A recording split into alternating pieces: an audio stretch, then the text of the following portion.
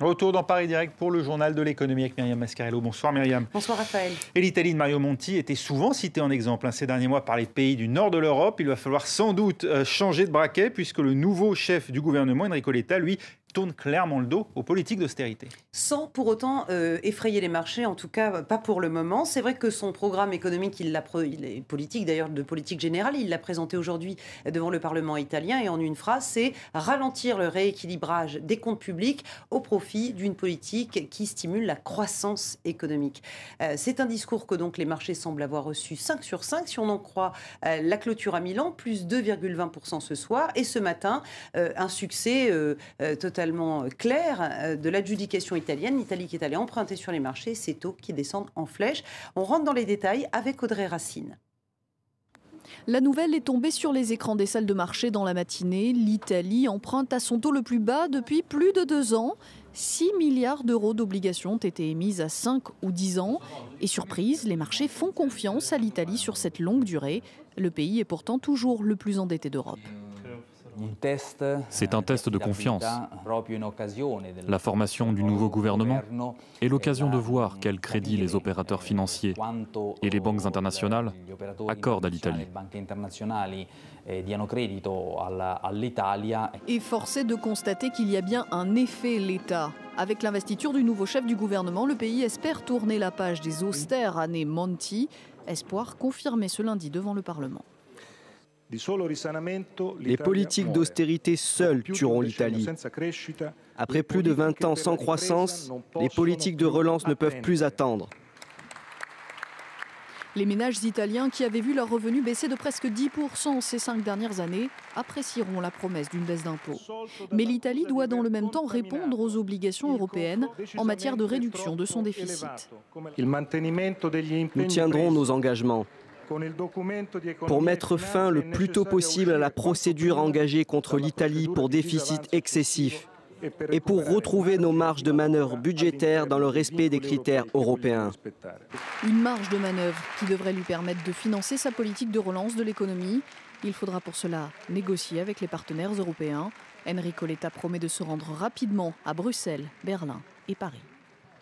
Et le point commun de tous les pays européens, c'est cette montée sans précédent du chômage. En Belgique, la marche pour l'emploi est un succès. Voilà, c'était une manifestation qui était organisée à Charleroi. Il y a eu effectivement des milliers de personnes, qu'elles soient salariés, fonctionnaires ou indépendants, et qui se sont tournées, on va dire, vers l'État et aussi vers le patronat pour essayer de contrecarrer cette destruction d'emplois massifs qui est en cours dans la région. 10 000 emplois ont été perdus ou menacés depuis le début de la crise dans cette région belge. Du côté des marchés, vous avez commencé à nous en parler avec Milan. Eh bien, les places européennes, elles terminent dans le vert. Oui, c'est vrai qu'elles sont rassurées par cette perspective d'un gouvernement stable en Italie et aussi elles sont portées par l'espoir de voir la Banque Centrale Européenne, on le sait, baisser ses taux directeurs.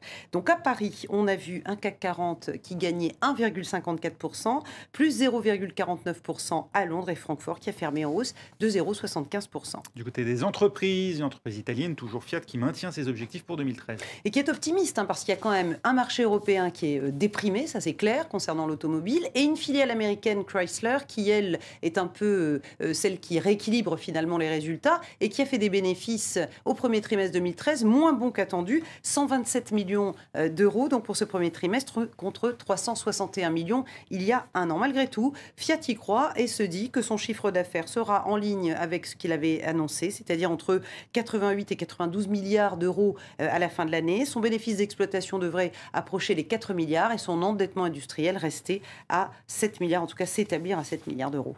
On reste dans l'automobile avec le plan social chez PSA Peugeot Citroën où la procédure est bel et bien enclenchée. Voilà, on sait que la CGT et Sud avaient fait une action justice et que pour l'instant la justice ne les a pas suivis. Et là aujourd'hui il y avait le comité central d'entreprise. Ce plan social il est absolument énorme. C'est 11 200 emplois en tout qui vont disparaître, 8 000 qui vont disparaître en France. Et en fait aujourd'hui ce que les syndicats ont fait c'est de donner leur accord pour les mesures d'accompagnement pour les salariés, notamment les salariés du site d'Aulnay qui va devoir fermer tout début 2014. Les détails tout de suite. Derrière les portes du siège social de PSA se joue l'épilogue d'un douloureux plan social. Au total, PSA entend supprimer plus de 11 000 emplois d'ici fin 2014, 8 000 rien qu'en France. dont environ 3000 à Aulnay-sous-Bois. L'usine doit d'ailleurs fermer. Et 1400 à Rennes, deuxième site le plus touché. Ce lundi, les syndicats réunis en comité d'entreprise ont voté contre ces réductions d'effectifs, mais ont tout de même donné leur feu vert au plan social afin de permettre aux salariés de postuler à un reclassement ou à un départ volontaire. Ce que les salariés y veulent, c'est assurer leur avenir, assurer celui de leur famille. Ils ont besoin d'avoir de la visibilité, ils ont besoin de pouvoir partir maintenant tranquillement, parce que c'est une volonté des salariés d'Aulnay. Aujourd'hui, ils nous disent quand est-ce que vous signez le PSE, qu'on s'en aille. Alors que ce plan de restructuration avait été jugé inacceptable par le président français l'été dernier, son ampleur n'a pas été revue à la baisse. Un rapport commandé par le gouvernement l'avait même jugé nécessaire. Tout au long de ces 9 mois de négociations, PSA a mis en avant ses mauvais résultats financiers, confirmés par une baisse de 6,5% de ses ventes au premier trimestre 2013. Le premier constructeur automobile français traverse donc une crise qu'il espère conjurer avec un plan baptisé Rebond 2015 et qui envisage donc dès son titre 2 années difficiles pour le groupe. Relancer les investissements afin de créer de l'emploi, c'est le thème majeur des assises de l'entrepreneuriat, Myriam. Voilà, c'était le président Hollande, François Hollande, entouré de 300 chefs d'entreprise. Donc, il était question d'aplanir un certain nombre de différends et puis de stimuler l'investissement. Donc, le président Hollande a tendu clairement la main à ces entrepreneurs en leur annonçant un allègement de la fiscalité lors d'une session d'entreprise. Rappelez-vous que c'était au cœur du mouvement des pigeons, ce point-là précisément. Il a annoncé bien d'autres mesures aussi pour stimuler l'investissement et l'initiative entrepreneuriale, avec notamment des incitations fiscales pour créer une entreprise dans les quartiers difficiles ou pour faire venir, ça aussi, les investisseurs étrangers en France. Écoutez le président.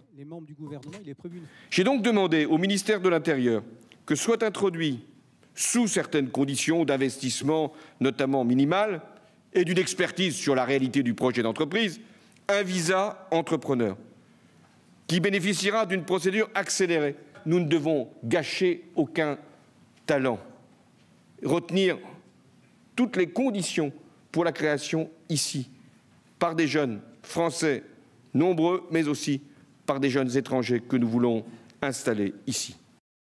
Facebook, à présent, est-il en train d'être détrôné par la concurrence? Ses utilisateurs, en tout cas, diminuent assez nettement depuis 6 mois. C'est incroyable, Facebook, ce monument, et on voit sur ces marchés traditionnels, les pays industrialisés, les États-Unis, la Grande-Bretagne, l'Allemagne, l'Espagne, même la France dans une moindre mesure d'ailleurs, mais reculer donc le nombre d'abonnés de 5 à 6% environ. Les adolescents, en fait, se tournent vers d'autres réseaux sociaux, que ce soit Instagram, Twitter, Tumblr et tant d'autres. Et c'est vrai que on voit un géant vaciller et que peut-être que l'avenir de Facebook, ce sera dans les pays émergents dans les mois et les années qui viennent. Enfin, Bollywood, cette affaire qui roule et qui dure.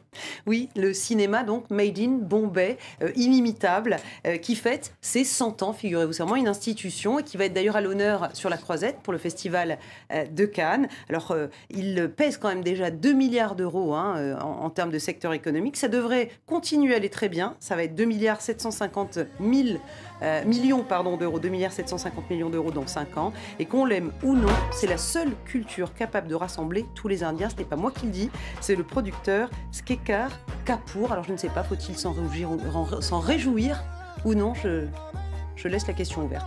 Merci Myriam, rendez-vous dans 2 heures pour un nouveau journal de l'économie. Voilà, restez avec nous, on se retrouve dans un instant pour la suite de l'actualité dans Paris Direct.